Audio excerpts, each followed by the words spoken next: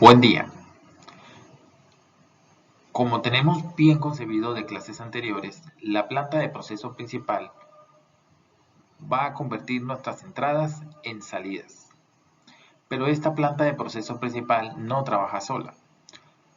Va a estar surtida por la planta de servicios industriales y la planta de tratamiento de residuos. Esta última va a ser el tema de esta presentación. Y nos vamos a enfocar específicamente en responder una pregunta. ¿Cuál es el tipo de tratamiento más adecuado para cada desecho de nuestro proceso principal?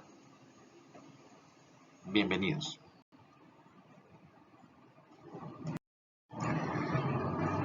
En primer lugar, comencemos con comentar que prácticamente toda la presentación que vamos a ver a continuación está basada en el artículo titulado Pre-Design for Pollution Prevention and Control. Artículo escrito por Ulrich y Vasudevan en el año del 2007 y cuyo documento tendremos disponible en el aula virtual para que ustedes accedan a su contenido.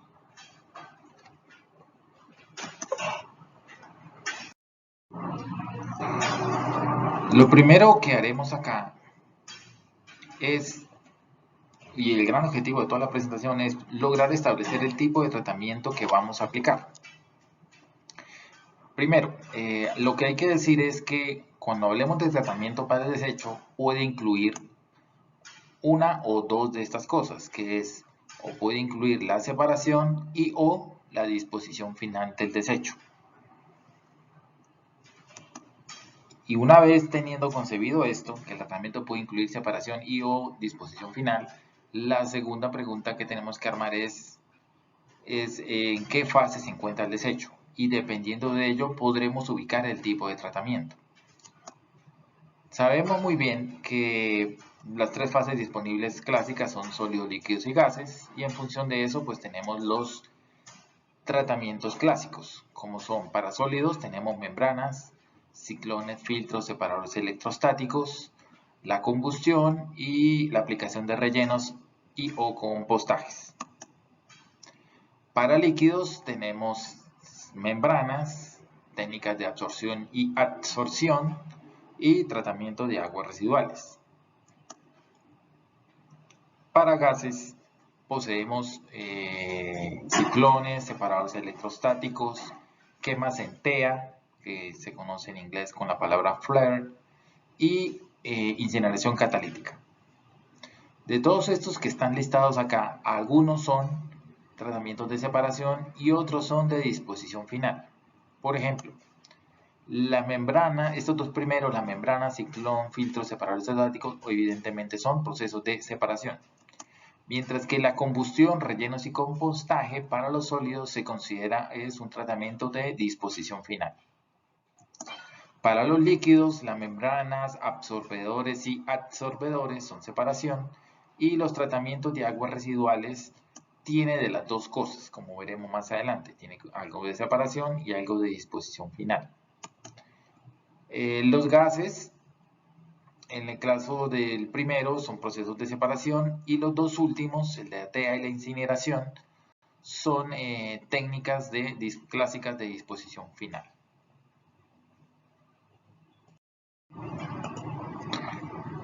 Comencemos por esta diapositiva. Esta diapositiva muestra la tabla 4 del artículo de Ulrich y Vasudevan, donde se muestra una relación de los distintos tratamientos que mencionamos en la diapositiva anterior y describiéndolo en 4 grandes secciones, y en cada sección se refiere a un parámetro A y un parámetro B como los parámetros requeridos para calcular su costo de operación. En esta presentación no vamos a hacer mucho énfasis en cómo calcular el costo de operación, eso está suficientemente bien explicado en el artículo que les queda disponible a ustedes. vamos a concentrarnos un poco más en describir las diferencias en estos 4 grupos de tratamientos y cómo estos están enlazados a los que describimos en la diapositiva anterior. Comencemos. El primer grupo, la primera sección, los tratamientos de aguas residuales, son básicamente tratamientos dedicados a líquidos acuosos que poseen en algún grado algún contenido de sólido que se considera desecho. Inclusive también pueden haber desechos líquidos disueltos dentro del medio acuoso, obviamente, y ellos son tratados casi siempre en algunos de estos 3 sistemas clásicos de tratamiento de aguas. Los primarios, métodos primarios de tratamiento de aguas se refieren a los métodos que casi siempre implican equipos mecánicos con el objetivo de separar las partículas grandes que se encuentran arrastradas por el afluente acuoso. Ejemplo, las rejillas, los tamices, ese tipo de equipos suelen ser equipos de índole mecánico y tratan de separar las partículas de tamaño considerable, separarlas del líquido. El sólido, ¿qué se hace con él? El sólido después mencionaremos que se hace como disposición final. Esto evidentemente simplemente es un proceso de separación, no de disposición final. En cuanto a los tratamientos secundarios, casi siempre estos tratan de procesos biológicos, donde en bioreactores se controla de forma adecuada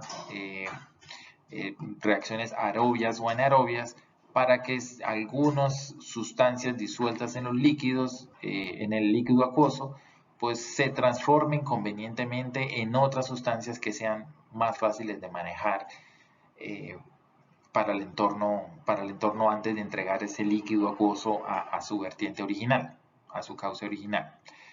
En los procesos secundarios, pues básicamente el material biodegradable es el sobre el cual se actúa y sobre el cual es básicamente los reactivos de ese sistema. En los procesos ternarios, casi siempre son procesos químicos, usualmente en reactores químicos relativamente sencillos, no son tan complejos como los que ve uno en los cursos de diseño de reactores, son a veces reactores un poco más sencillos, donde lo que se busca es ya sea separar o transformar algunas sustancias muy específicas, por ejemplo, metales pesados, fósforo, hierro, etcétera, etcétera. Entonces hay sistemas de reactores, unos se montan dependiendo del análisis químico previo al agua. Se conoce qué metales existen, entonces se destina qué tipo de sistema ternario o de sistema químico, llámese reactor o no, que va a tener la función de alguna manera, ya sea separar o transformar esa sustancia a una más tratable, más fácil de manejar o que ya quede lista para disposición final.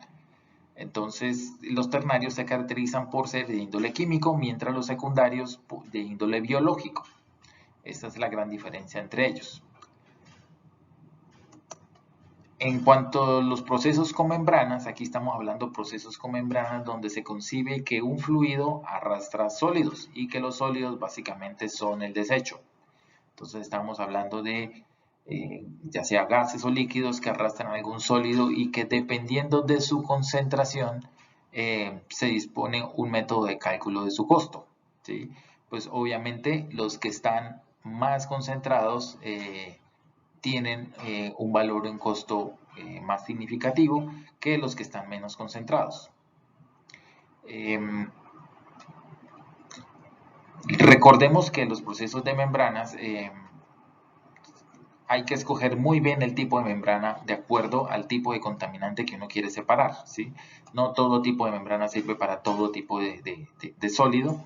El principio básicamente por tamaño molecular, pero también existe criterios de afinidad química. Así que teniendo en cuenta estos dos aspectos es que debe escogerse la membrana correcta para el tipo de sólido que se quiere separar.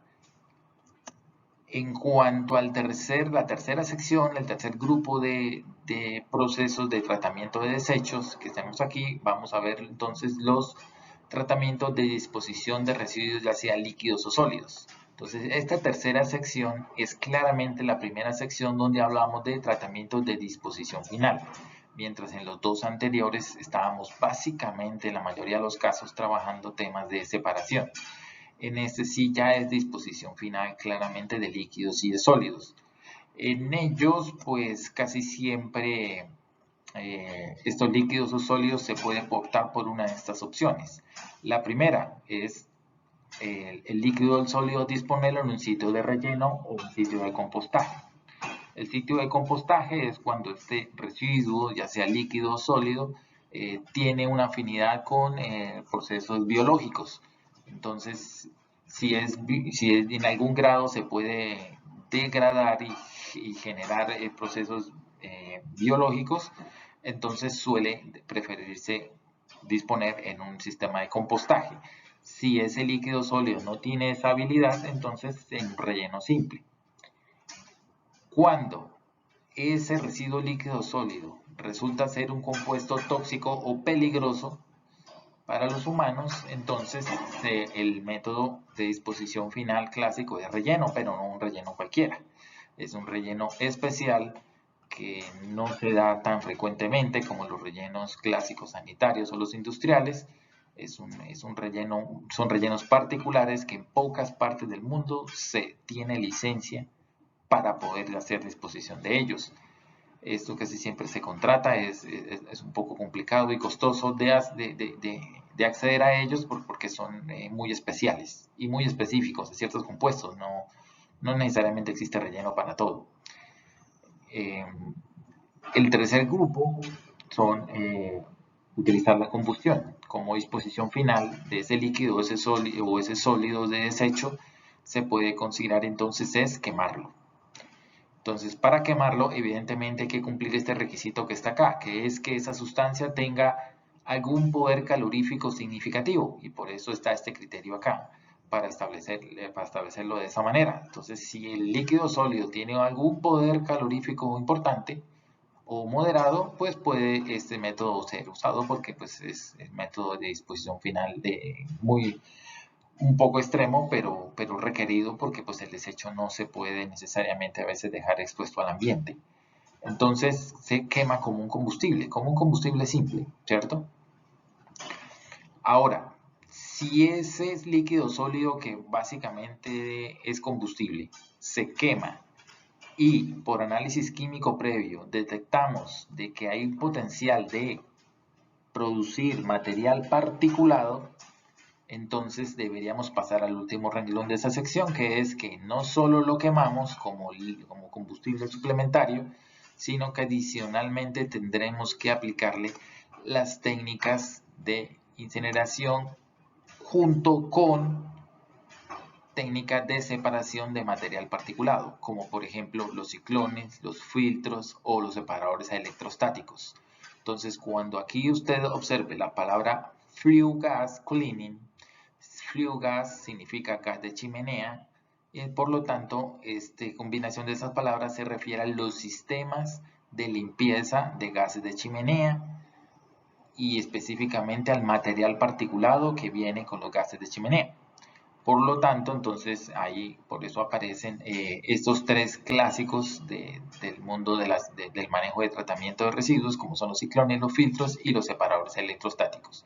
Como ustedes pueden ver en la tabla de costos, se ve que claramente los costos incrementan de forma significativa cuando yo tengo que agregar, además de la combustión, un sistema de limpieza de flue gas. En el último grupo tenemos los gases que arrastran material particulado sólidos, ¿cierto? O solo gases, ¿no? Puede ser solo gases o gases que arrastren material con sólido.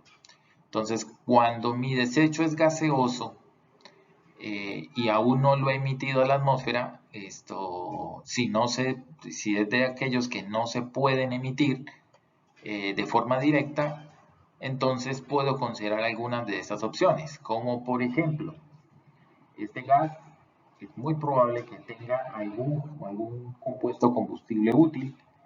Útil es una palabra exagerada, simplemente algún grado de combustible que tenga. Entonces puedo optar por endothermic flaring, que eso es básicamente incineración en una tea. La incineración en una tea es básicamente esto, por si alguien no sabe qué es una tea. Una tea es esta estructura vertical, completamente vertical. Suele ser la estructura más alta de las plantas, ¿cierto? Porque ella debe estar a varios metros por encima de la estructura del equipo más alto de la planta, por norma.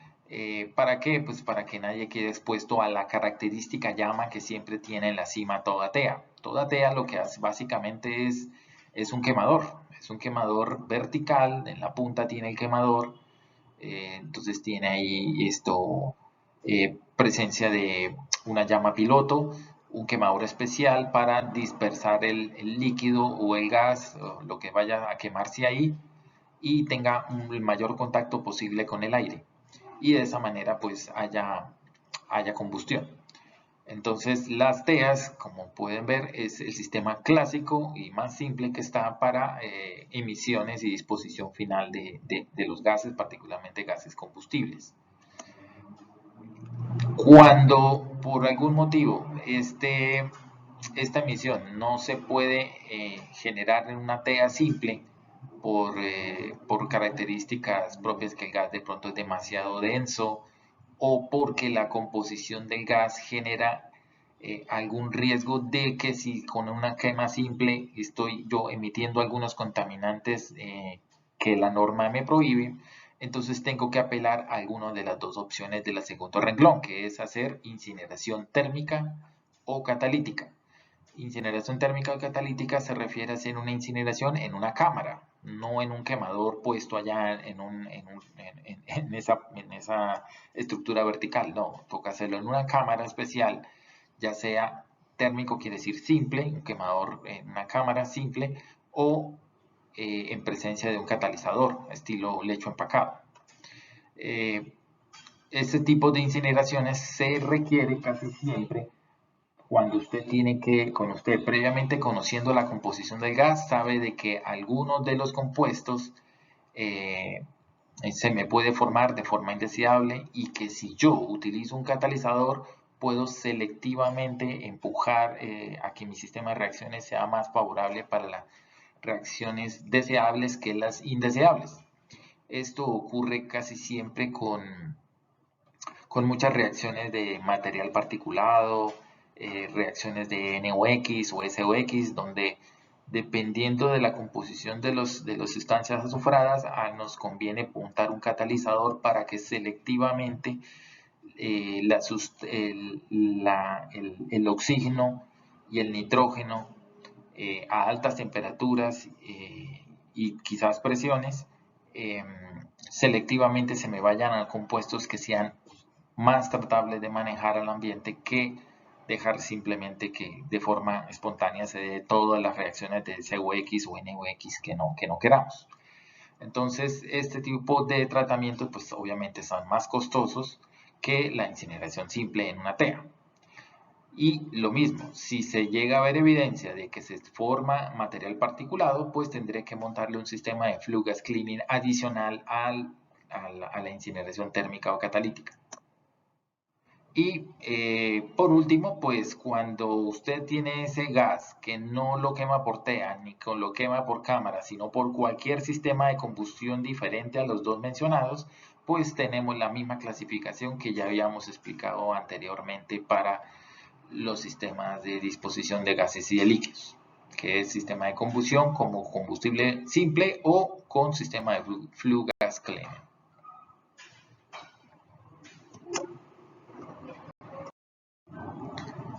Bien, entonces, para sólidos, ¿qué tratamiento debemos aplicar?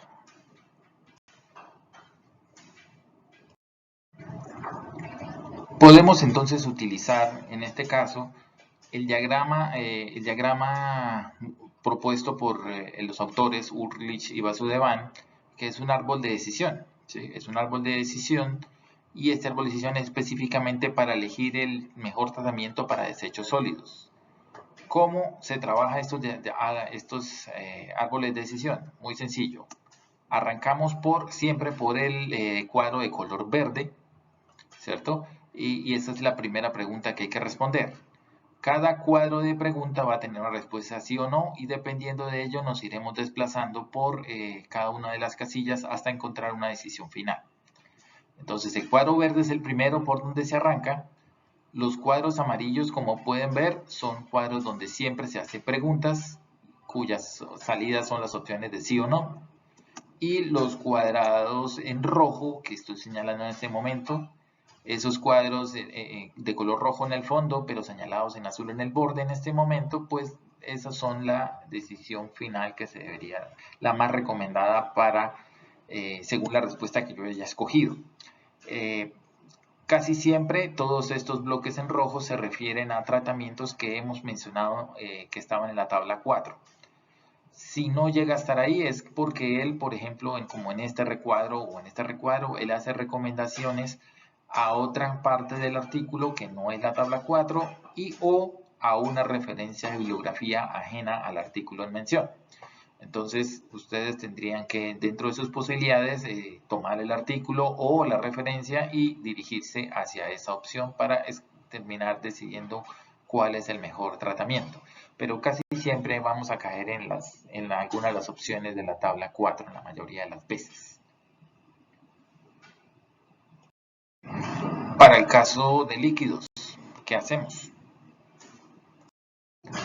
Para el caso de líquidos, como punto de referencia podemos tomar esta información donde tenemos parámetros físico-químicos clásicos que se le miden al agua antes de vertirla a su fuente natural y el valor máximo permisible en unidades de ppm para esos parámetros. Entonces, como podemos ver, casi siempre se evalúan hidrocarburos, bueno, aquí se llama crudo, pero en esencia son presencia de hidrocarburos, amoníaco medido en nitrógeno total, sulfuros, fenoles, fluoruros, sólidos suspendidos, demanda bioquímica y química de oxígeno, el famoso DBO o DQO, y algunos metales que suelen ser importantes de medir en presencia de afluentes acuosos.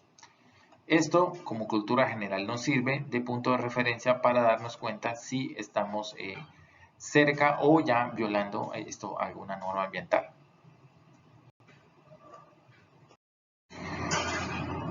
Y como vemos acá, Ulrich y Vasudevan nos ofrecen un segundo árbol de decisión, pero en este caso para desechos líquidos en el artículo.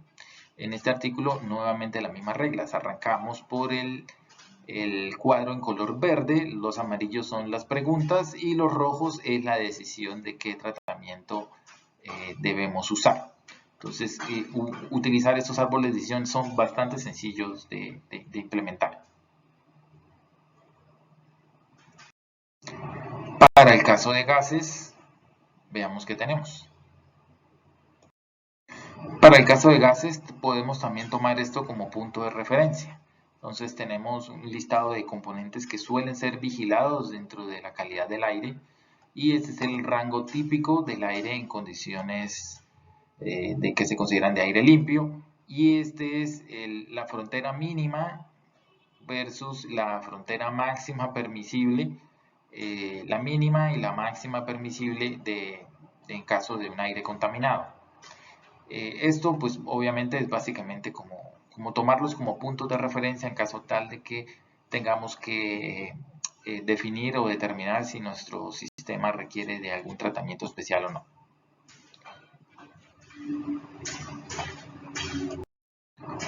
Y como parte final, entonces podemos ver de que para los desechos gaseosos, Ulrich y Vasudevan también nos ofrece un árbol de decisión diferente, ¿cierto? Pero con las mismas reglas.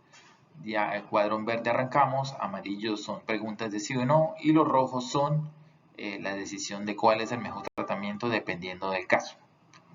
Entonces simplemente hay que hacerle seguimiento en el orden que él propone y pues podemos llegar a una buena recomendación de qué tratamiento utilizar.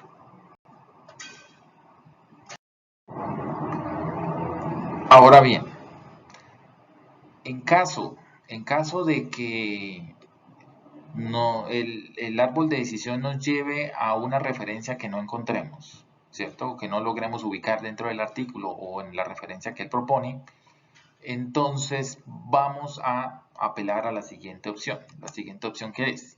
Vamos a apelar a una versión modificada de la tabla 8.3 del Turton, una versión que yo he modificado, donde el residuo lo vamos a trabajar simplemente en dos categorías: o es peligroso o no peligroso para los humanos. Si no es peligroso, asignaríamos este costo. Si sí es peligroso, asignaríamos un costo pues obviamente más elevado. Estos costos están referenciados a la versión de la edición 4 del Turton, que es una edición de aproximadamente el año 2012, así que estos costos están desactualizados, pero en posteriores clases veremos cómo llevamos este valor y lo actualizamos a nuestros días. Pero esto, independiente del valor de costo, que no nos debe preocupar en este momento, lo que sí nos debe interesar es tener claro de que en caso tal de que no logremos ubicar el tratamiento, entonces simplemente vamos a caer en la clasificación de peligroso o no peligroso y listo. Eso como toma de decisiones que tenemos que hacer, pues dado que siempre estamos circunscritos dentro de lo que se conoce como diseño básico, y aquí las decisiones se pueden tomar de esta manera sin mayores problemas. Ya si tuviéramos un diseño detallado, pues no podemos ser tan simplificantes como lo acabamos de hacer.